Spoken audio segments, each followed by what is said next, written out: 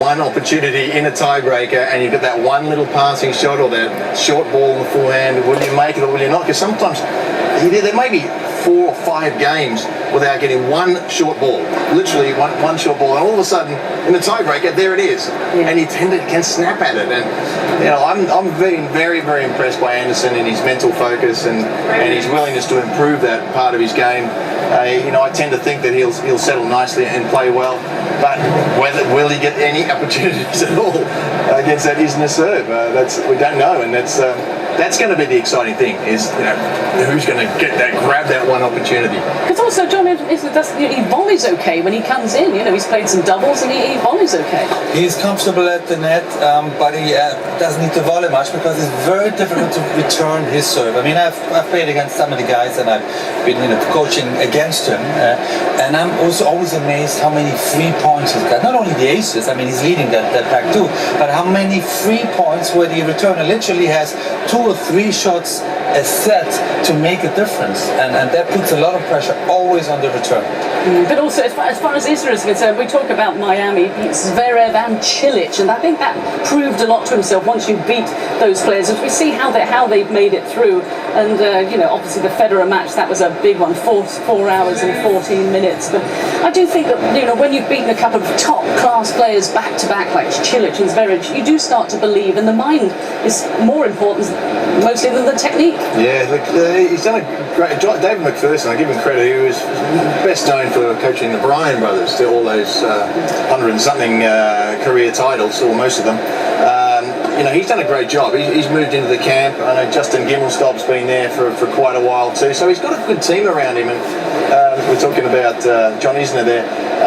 And they've done a good job. They've given him some confidence, and as Boris said, just to be able to relax and just to apply enough pressure on the opponent that on their service game to make them nervous. They may just make a couple of errors, because if you make a couple of errors, that set's over.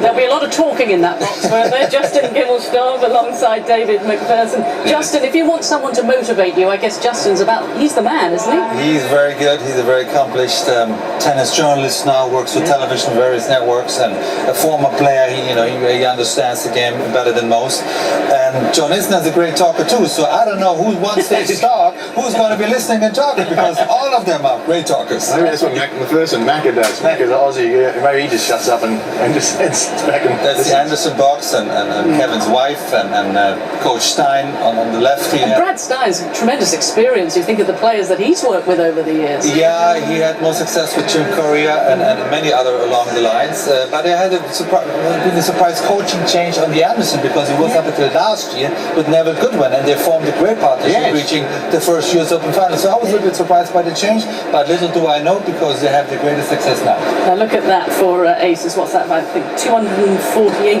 between them. Something like 284 it is between them. Absolutely incredible it is. And I'm going to have to put you on the spot and ask you who's going to win. I think you're going to go heads or tails in this one a little bit. Yeah, I think Anderson. Okay. I'm picking John Isner. Okay. Because I think Anderson had the greatest match of his life against Federer. You can't duplicate it. Okay, I'll let you take that disagreement elsewhere. We are going to join this match. You can see it's just about to get underway. I'm sure the nerves are jangling both players. Let's join our commentators, John McEnroe and John Inverdale, for this one. Well, for those of you who enjoy the grace and finesse of tennis, this may not be the kind of afternoon to get you out of your seats at home. But if you like the idea of, 2 rhinos locking horns for hours on end until one succumbs and surrenders and buckles under the pressure, then this is going to be right up your street. This is the Battle of the Giants. I actually saw one of the papers in the UK today described it as the Battle of the Geriatric Giants. Not geriatric, but it is the aperitivo. It's obviously the Djokovic and Nadal, but it might actually just last so long, you could be bloated and in need of a lie down before they bring the caviar out later on this afternoon. Anyway, there are going to be lots and lots of aces in this match between Kevin Anderson, who gets to open the bowling, and John Isner.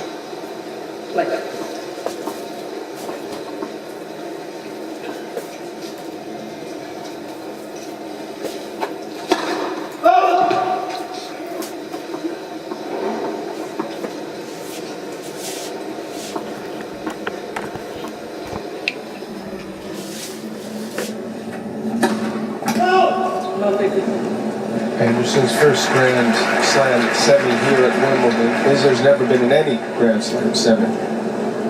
Complete new territory for him. Never been in the second week until this year.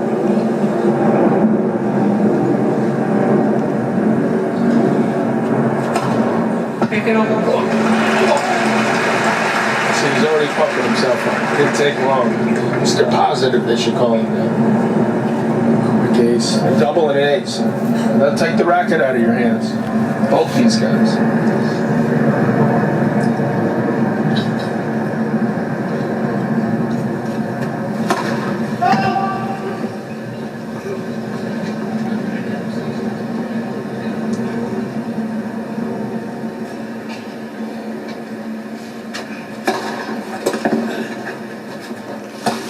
Far weaker shot for Isner's at backhand. Fully expect Anderson to zero in on that when he has an opportunity. John has a tendency to just flick his wrist. He doesn't really get much of his legs into those returns. He's got to try to make a better effort to use all parts of his body, get more on it.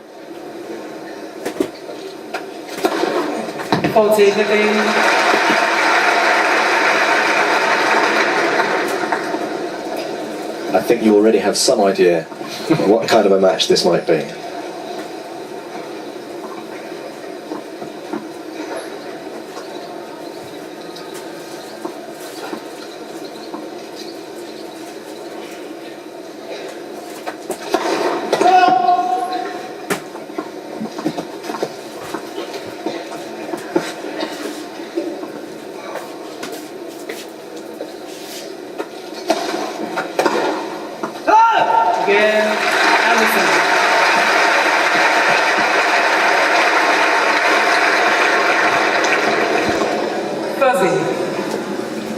And Isner will serve next, obviously, and he has had 95 service games at Wimbledon 2018, John Isner, and hasn't been broken once.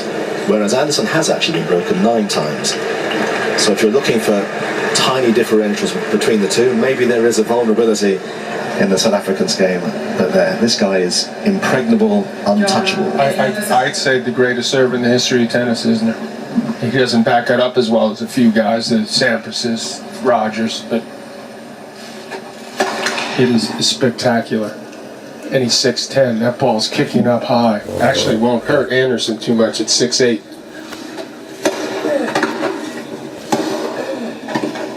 That's good. That's touch. a good shot. Yeah. Really good. Anderson's the better mover. Generally better ground strokes. Isner the better serve.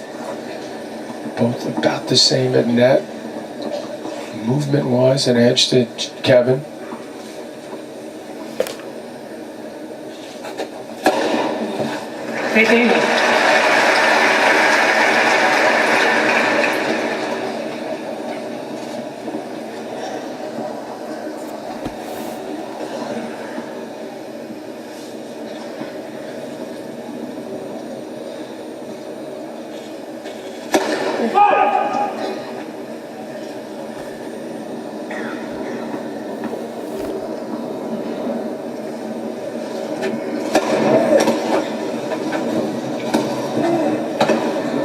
Imagine when open tennis 50 years ago, you're watching the likes of Laver versus Rosewall, 5'9", 5'7". Well, Laver's in the roll box. There he is. We were saying earlier on, he was known as the Rocket. But Look who else is here. yeah. And also interesting, actually, that this Wimbledon is the 30th anniversary of the first All England Championships where not a single player used a wooden racket.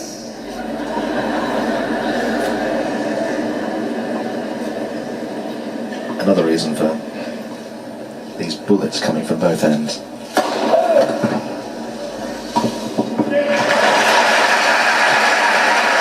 Seems counterintuitive when you see these big guys that they get 30-40% more power with us poor little guys. No wonder we look like it was slow motion. One of the reasons.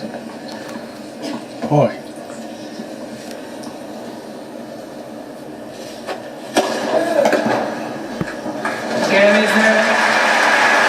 See, the first person you put in this category, maybe mythologically, would be Roscoe Tanner. And yet, if you put Roscoe Tanner out there now, I suspect, 5'11", you know, tiny. Okay serve compared to these guys. I mean, it's not even comparable, really. Newcomb was considered a big server in the 70s. I bet you he didn't get over 105 very often.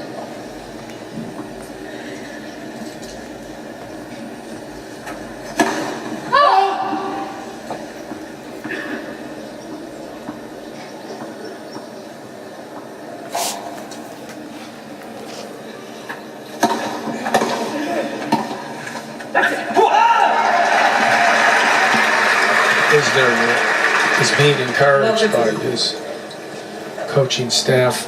David McPherson, Justin Kimmelstadt seems to have remained involved to attack returns when you can.